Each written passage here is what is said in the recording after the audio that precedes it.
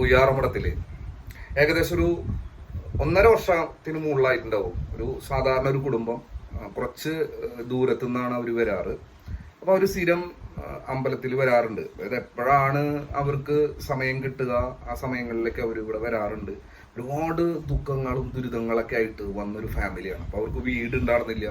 മകനാണെങ്കിൽ ഭയങ്കരമായ മദ്യപാനം, ഭയങ്കര പ്രശ്നത്തിലുള്ളൊരു ഫാമിലി ആയിരുന്നു. അപ്പോൾ അവിടെ അവരുടെ തറവാടുമായി ബന്ധപ്പെട്ടിട്ടുള്ള കുറേ വേറെ ഇഷ്യൂസുകളുണ്ട്. അതുപോലെ അമ്പലവുമായി ബന്ധപ്പെട്ടിട്ടുള്ള തറവാട്ട് അമ്പലവുമായി വെച്ചിട്ടുള്ള കുറേ പ്രശ്നങ്ങൾ കൂടിയുണ്ട്. അപ്പം ഞാനിതൊക്കെ വളരെ ഡീറ്റെയിൽ ആയിട്ട് നോക്കിയിട്ട് അവരുടെ പ്രശ്നങ്ങൾക്ക് എന്തെങ്കിലും സമയമെടുക്കും, പക്ഷെ നിങ്ങൾ ഈ പറഞ്ഞ കാര്യങ്ങളെല്ലാം അതും നിങ്ങൾക്ക് നടക്കുമെന്ന് അവരോട് പറയാറുണ്ട്.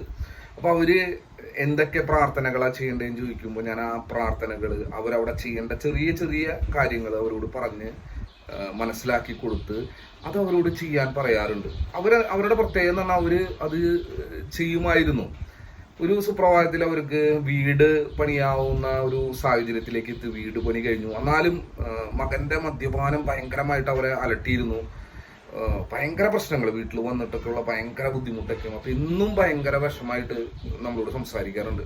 ഞാൻ പറഞ്ഞു അത് ശരിയാവും, അവനൊരു നല്ലൊരു ജീവിതം ഉണ്ടാവും, സ്വാമിയുടെ അടുത്ത് വന്ന് നിങ്ങൾ പറഞ്ഞിട്ടുള്ള എല്ലാ കാര്യങ്ങളും സ്വാമി നടത്തിത്തരും, ഞാൻ പറഞ്ഞ കാര്യങ്ങൾ നിങ്ങൾ കൃത്യമായിട്ട് പാലിക്കുക, മുന്നോട്ട് പോവുക.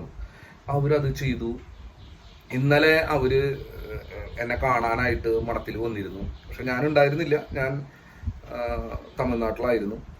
അപ്പോൾ അവരോട് വന്ന് എൻ്റെ ഭാര്യയെ കണ്ട് അവരുടെ സന്തോഷം അവർ ഷെയർ ചെയ്യാനായിട്ട് വന്നതാണ്. അപ്പം എന്നെ ഫോണിൽ വിളിച്ച് അവർ സംസാരിച്ചിരുന്നു. പക്ഷേ ആ ദിവസം ഇന്നലെ വരുന്നുള്ളത് നമുക്കറിയില്ലായിരുന്നു.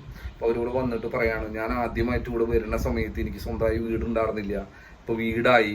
മകന്റെ മദ്യപാനം കൊണ്ട് വീട്ടിൽ എന്നും പ്രശ്നങ്ങളായിരുന്നു. ആ പ്രശ്നങ്ങളൊക്കെ തീർന്നു. മകന്റെ കല്യാണം കഴിഞ്ഞു. ആ നാടറിയുന്ന രീതിയിലുള്ള ഒരു കല്യാണം ആയിട്ടത് നടന്നു. ഞങ്ങൾ ഒരിക്കലും ചിന്തിക്കാത്ത, അവന്റെ ശാരീരികമായിട്ടും മാനസികമായിട്ടും അവൻ അങ്ങനെ തകർന്നിരിക്കുന്ന ഒരു അവസ്ഥയിൽ നിന്ന് എൻ്റെ കുടുംബം ഒരു വളരെ മോശം അവസ്ഥയിൽ നിന്നിരുന്ന ഒരു കുടുംബത്തെ ഇന്ന് സമൂഹത്തിൽ നല്ലൊരു കുടുംബമായിട്ട് മാറി എന്നുള്ളത് അവർക്ക് ഇപ്പോഴും ഒരു അത്ഭുതമായിട്ട് ഇത് എങ്ങനെ നടന്നു എന്നുള്ളതാണ് അവർക്ക് മനസ്സിലാവാത്തത്. അപ്പോൾ അവർ പറയുന്നത് സ്വാമിയുടെ ഒരു ശക്തി, ആ ഒരു കാര്യങ്ങളും സ്വാമിയെ വന്ന് കണ്ട് സ്വാമിയുടെ ഓരോ പൂജകളിൽ പറ്റാവുന്ന രീതിയിൽ, അവർ സാധാരണക്കാരാണ്, കൂലിപ്പണിക്കാരാണ്, അവരുടെ സാഹചര്യങ്ങളും അവർക്ക് കിട്ടാവുന്ന സപ്പോർട്ടുകളും ഇന്ന് സമൂഹത്തിൽ നിന്ന് വളരെ കുറവാണ്. അതൊരു സത്യമായ കാര്യമാണ്. പക്ഷെ എന്നിട്ട് അവരുടെ ജീവിതം എല്ലാ രീതികളിലും ആയപ്പോൾ അവരുടെ ഒരു സന്തോഷമുണ്ടല്ലോ, അത് പറഞ്ഞറിയിക്കണമല്ലോ. അവരുടെ ജീവിതം ഒന്ന് നല്ല രീതിയിലേക്ക് എത്തി എന്ന് പറയുന്ന ഒരു സന്തോഷം അവരെന്നോട് ഷെയർ ചെയ്തപ്പോൾ ഞാനും നമ്മുടെ പുയ്യാറമഠത്തിലെ സ്വാമിയുടെ അടുത്ത് വന്ന് ആരൊക്കെ എന്തൊക്കെ വിഷമങ്ങൾ പറഞ്ഞിട്ടുണ്ടോ അതൊക്കെയും അവരുടെ ജീവിതത്തിൽ അത് പിന്നാലെ വന്നിട്ട് അത് നടക്കും.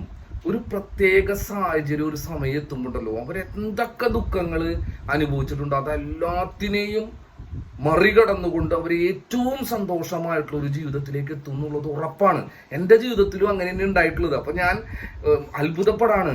എൻ്റെ ജീവിതത്തിൽ ഉണ്ടായ പോലെ തന്നെ എല്ലാവരുടെ ജീവിതത്തിലും ഇങ്ങനെയുള്ള അത്ഭുതങ്ങൾ സ്വാമി കാണിക്കുന്നു എന്നറിയുമ്പോൾ വളരെയധികം സന്തോഷം. സ്വാമിയോട് ഞാൻ ഒരുപാട് നന്ദി പറയുന്നു. ഇങ്ങനെ ഒരുപാട് കുടുംബങ്ങൾക്ക് അങ്ങനെയുള്ളൊരു മാറ്റങ്ങൾ അവര് ഏകദേശം ഒരു 1.5 വർഷം അല്ലെങ്കിൽ 2 വർഷത്തിനുള്ളിൽ അവരുടെ ജീവിതം മാറി പറഞ്ഞു എന്ന് പറയുന്നത് ചെറിയൊരു കാര്യമല്ല.